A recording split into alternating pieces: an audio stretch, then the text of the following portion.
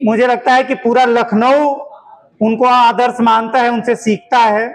उनकी किताबें भी अमेज़न पे अवेलेबल है। मैंने एक उनकी book happiness and well being करके कुछ अंश उसके पढ़े। शानदार है, शानदार व्यक्तित्व है। उनके बारे में मैं बहुत नहीं बता सकता क्योंकि सबको बहुत कुछ मालूम है। तो हम स्वागत करेंगे हमारे आलोक रंजन जी का। एक बार जोरदार तालियों से स्वागत हो। और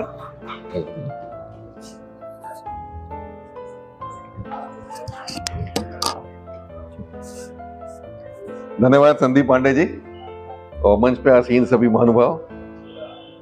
अभी मैंने सबको सुना, इतने अच्छे अच्छे वक्ताओं ने मेरे से पहले बोला है, और आज आपने जो विषय रखा है समाजवाद और मानवीय जीवन मूल्य और सभी क्रांतिकारियों की याद में आज जो कार्यक्रम रखा है, बहुत अच्छे विचार सबने रखे। और मैं समझता हूँ कि वो विचारों में जो कुछ उसके बारे में था, अलग अलग पहलू से उसका पूरा समावेश करते हुए आपके सामने रखा गया है। तो आज इस मौके पर सबसे पहले तो मैं ये कहूंगा कि आज का दिन शहीद भगत सिंह सुखदेव राजगुरु जी का बलिदान दिवस है। 23 मार्च का वो दिन है 1931 को, जब उनको फांसी हुई थी। तो सबसे पहले मैं उन महान क्रांतिकारी नेताओं का नमन करता हूँ, उनके सामने मैं हाथ जोड़ के उनको श्रद्धांजलि देता हूँ। उन्होंने देश के लिए अपना जीवन कुर्बान कर दिया और एक बार भी नहीं सोचा कि उनका जीवन जा रहा है। बस सब कुछ उनके आगे जो था वो देश था, भारत देश था, और भारत देश की स्वतंत्रता की बात थी। अंग्रेजी साम्राज्य से स्वतंत्रता की बात को लेके वो लड़ाई लड़ी थी। बड़ा इंटरेस्टिंग सी बात है कि कई लोग कभी कभी कहते हैं कि इन्होंने सरदार भगत सिंह जी ने कुछ किया कि वायलेंस वाली बात थी, और वायलेंस उनका मकसद नहीं था कहीं पर भी। अगर वो चाहते तो कहीं भी और बम ब्लास्ट कर सकते थे, जिसमें कई लोगों को नुकसान हो सकता था, कई लोग हताहत हो सकते थे। उनका वो किसी को हताहत करने का उद्देश्य नहीं था। उन्होंने असेंबली में डाला केवल एक ध्यान आकर्षण करने का था अंग्रेजी साम्राज्य की तरफ कि कितना वो एक्सप्लॉयटेशन हो रहा है हमारे इंडियंस का, हमारे भारतीय मूल के नागरिकों का वहां पे। उस तरफ पूरे देश का, पूरे विश्व का ध्यान आकर्षित करना उनका उद्देश्य था। इसलिए उन्होंने जो बॉम्ब डाला असेंबली में डाला, लेकिन वो किसी को नुकसान नहीं किया, किसी को कोई उससे हताहत नहीं, मरा नहीं, क्योंकि वो उस तरीके का बॉम्ब था ही नहीं ना। वो उस तरीके से उन्होंने डाला था और अपने आप को उन्होंने हैंड ओवर कर दिया ब्रिटिश सरकार को कि हमें आप अरेस्ट कर दीजिए। तो मैंने कभी बहुत रिसेंटली एक किताब पढ़ी, उसमें पूरा जो ट्रायल हुआ था इनका, कॉन्स्पिरेसी ट्रायल कहा जाता था ना, वो उस पे पूरा कैसे कैसे ट्रायल हुआ, क्या क्या चला, तो बड़ा इंटरेस्टिंग है कि कैसे कैसे ब्रिटिश लोगों ने तो पहले से तय कर लिया था कि हमें इन्हें फांसी पे चढ़ाना है, और उसी उद्देश्य से ही वो पूरा सुन रहे थे, और जज भी उसी हिसाब से बैठे हुए थे। लेकिन भगत सिंह जी ने इसको करा ही इसी उद्देश्य से था, और सुखदेव और राजगुरु और उनके साथ बटुकेश्वर दत्त और बाकी सभी लोग जो थे, कि ये हम एक भावना पूरे भारत में पहुंचाएं कि क्या हो रहा है, और सबको जोड़ें और सब लोग एकदम से जगें कि हम देश की लड़ाई में सामने आ जाएं, क्योंकि हमारा एक्सप्लॉयटेशन हो रहा है, हमारा उत्पीड़न हो रहा है, हमको दोहरे दर्जे के नागरिक बनाकर अपने देश पर रखा हुआ है, और अंग्रेजों को यहाँ से जाना आवश्यक है। तो वो जो जितने दिन वो क्या करते थे, ट्रायल को और बढ़ाते जा रहे थे, अलग अलग बिंदु रख के एप्लीकेशन दे के बढ़ाते थे, अलग अलग दिन अलग अलग वक्तव्य दिया करते थे, बातें करते थे, चर्चा करते थे।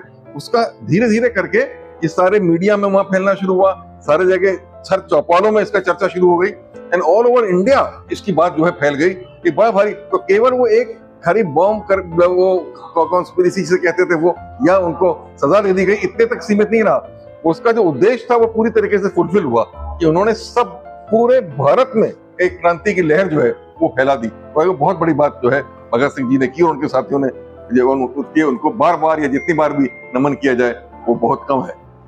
वो ही अकेले नहीं थे, बहुत लोगों ने क्रांतिकारी रहे जिन्होंने अपने जीवन दिया, और सभी मेरे पूर्व वक्ताओं ने सबका नाम लिया है। सुभाष चंद्र बोस थे, आपके रामप्रसाद बिस्मिल थे, अशफाकुल्लाह खां थे, राम मनोहर लोहिया जी की बात भी आई, और महात्मा गांधी जी की बात पर बात करनी है अभी आगे आपके। एक एक करके कोई कभी नामों की सूची खत्म नहीं होगी, जितने लोगों ने अपना व्यक्तिगत स्वार्थ छोड़ते हुए सब कुछ अपना समर्पित देश की तरफ कर दिया। अब आज के जो मुख्य बिंदु आपने रखा है समाजवाद और मानवीय जीवन मूल्य, मैं तो कहूंगा कि समाजवाद का मतलब ही है कि उसका केंद्र बिंदु जो है मानव होगा। अगर आप सच्ची समझिए समाजवाद क्या है, सोशलिज्म या समाजवाद, कि उसका केंद्र बिंदु has to be the human being, मानव होगा उसका केंद्र बिंदु। और जब मानव उसका केंद्र बिंदु होगा तो ये बात अपने आप में आ जाती है, मानवीय जीवन मूल्य जो है उससे जुड़ी हुई बात है। इसी को अगर सही समझा जाए तो यही सच्चा समाजवाद है।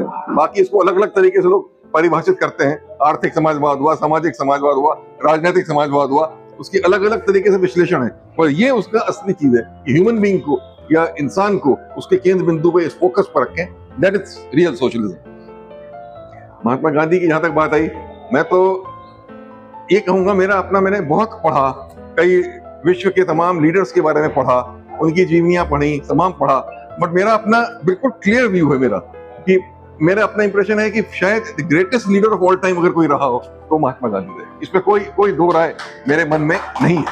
और वो ऐसे नेता थे कि बताइए, एल्बर्ट आइंस्टाइन जितना बड़ा साइंटिस्ट था, जिसने बिल्कुल रिलेटिविटी की थ्योरी दी, सब दी, उन्होंने क्या लिखा उनके बारे में कि generations to will come will scarce believe that such a one in flesh and blood ever walked on the face of the earth. मतलब आने वाली पीढ़ियां इस बात पर विश्वास ही नहीं कर पाएंगी कि ऐसा व्यक्ति जो हमारे तरह हड्डी और मांस का व्यक्ति था, वो इस धरती पर पैदा हुआ और चला।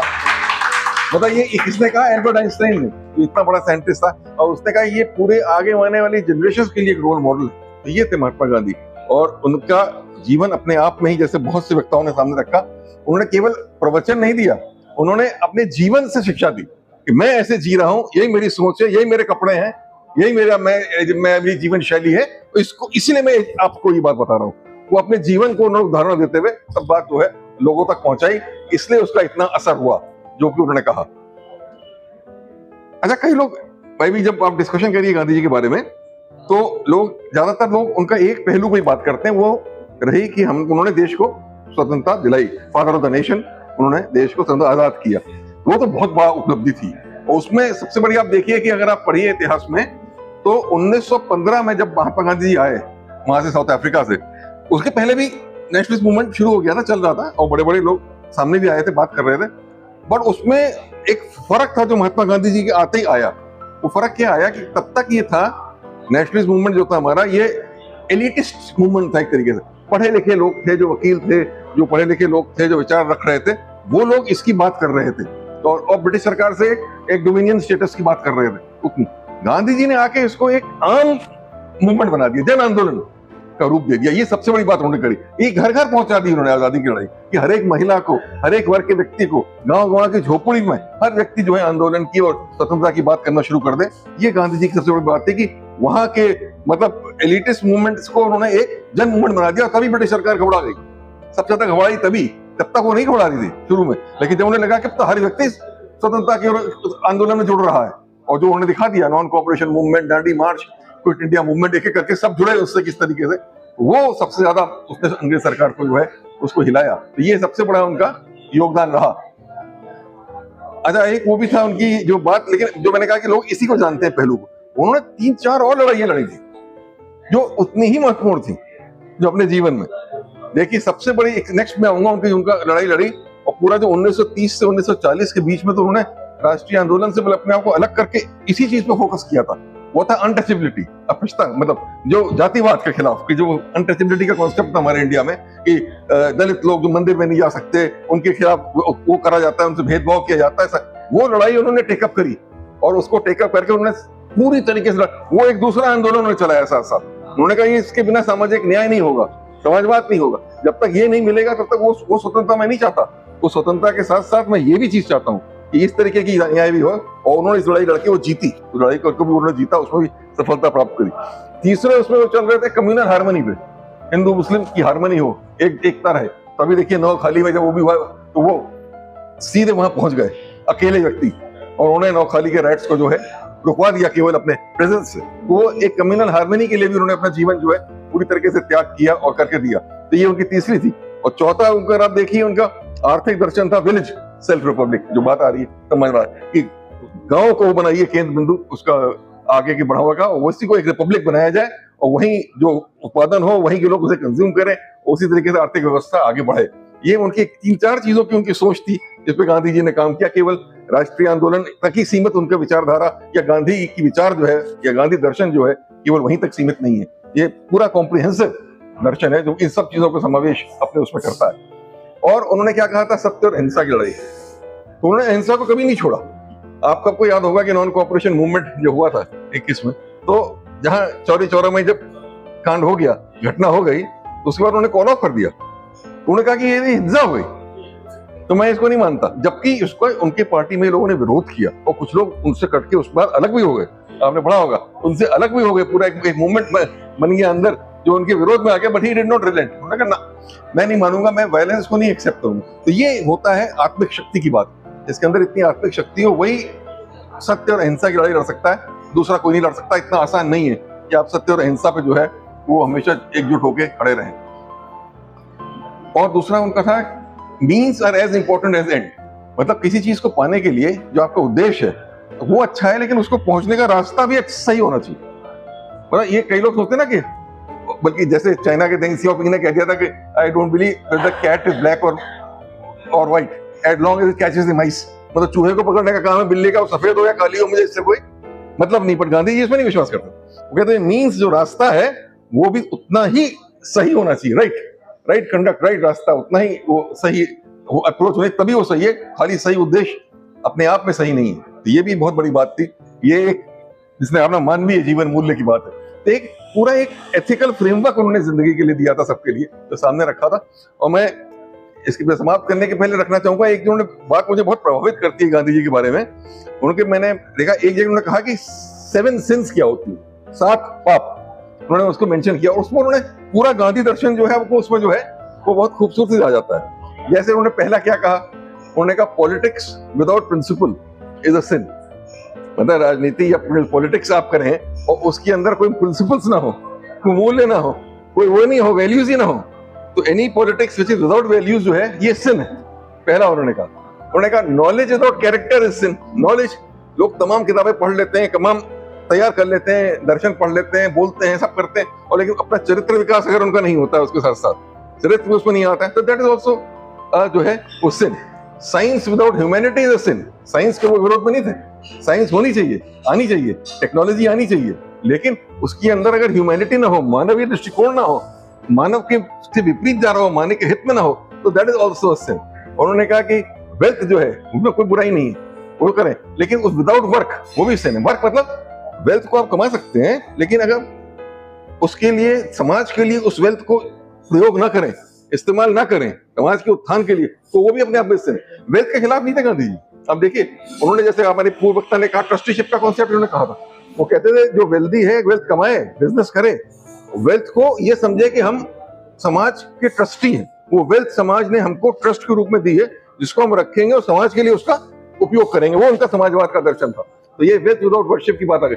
कॉमर्स विदाउट मोरालिटी, उनका बिजनेस करिए, यानी कोई कहते थे कि मतलब कई लोगों ने ये विचारधारा रखी कि वो तो एंटी इंडस्ट्री थे, एंटी इकोनॉमी थे, तो गांधी जी होते तो फिर कैसे इकोनॉमिक डेवलपमेंट होता, ऐसा नहीं। उन्होंने कहा कॉमर्स करिए, बिजनेस करिए, बट विद मोरालिटी, नैतिक मूल्य को जो है उनको ध्यान रखते हुए कॉमर्स रखिए। प्लेजर विदाउट कॉन्शियंस नहीं होना चाहिए, प्लेजर भी रखिए लाइफ जिंदगी में कोई, लेकिन आत्मा अंदर कॉन्शियस आत्मा की आवाज को भी सुनिए जब आप इसकी जो है इस बार प्लेजर की बात करते हैं। तो प्लेजर और रिलीजन विदाउट सैक्रिफाइस भी नहीं होना चाहिए, रिलीजन का भी मीनिंग सैक्रिफाइस के बिना कोई मीनिंग नहीं है। ये 7 चीजें मुझे बहुत प्रभावित करती हैं जो गांधी जी के दर्शन में आती हैं। 7 सिंस कहा जाता है जो उन्होंने आइडेंटिफाई की थी, और अगर इसको फॉलो कोई कर ले लाइफ में, ये कोई देश के उसमें फॉलो कर ले या समाज कर ले या कोई व्यक्ति भी कर ले, आप देखिए कि ट्रांसफॉर्मेशन हो जाएगा, परिवर्तन हो जाएगा, पूरा ऐसा परिवर्तन हो जाएगा जिसके बारे में आपने कभी सोचा भी नहीं होगा। तो ये मैं इसी चीज से इस बातों को आपके सामने रखना चाह रहा था कि आपने बहुत अच्छा विषय आज के दिन पे रखा, और ये सही दिन है इसके बारे में चिंतन करने का। और अब आज के परिप्रेक्ष्य में भी ये नहीं है कि ये इरेलेवेंट हो गया है, ना गांधी जी इरेलेवेंट है, ना भगत सिंह इरेलेवेंट है, ना राम मनोहर लोहिया इरेलेवेंट है, या जिन्होंने भी अपना जीवन दिया देश के लिए वो और रिलेवेंट होते चले जा रहे हैं, बिकॉज देश को आज इन सबकी और जरूरत है।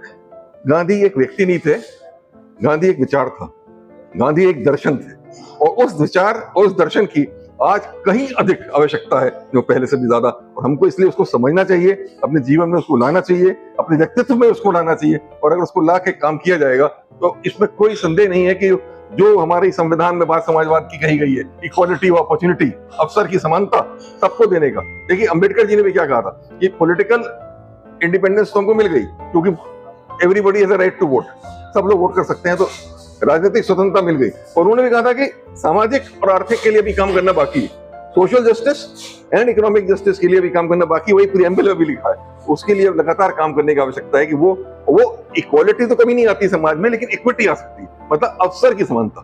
सबको एक अवसर की समानता मिल सके, ऐसे समाज की आवश्यकता कर सके, समान शिक्षा का सबको मौका मिले, समान स्वास्थ्य सेवाओं का सबको मौका मिले, अच्छा रोजगार का सबको समानता से मौका मिल सके, ये इस तरीके का अगर समाज बन सके और जिसमें कोई भेदभाव ना हो, कोई आपसी वो ना हो, घृणा की भावना ना हो, और सब एक सोशल हार्मनी के भाव में चल के आगे बढ़े, I think that is the essence of Gandhi दर्शन। या भगत सिंह जी ने भी जो बात कही थी, उन्होंने बहुत, Bhagat Singh ji was not only, he was a great thinker also.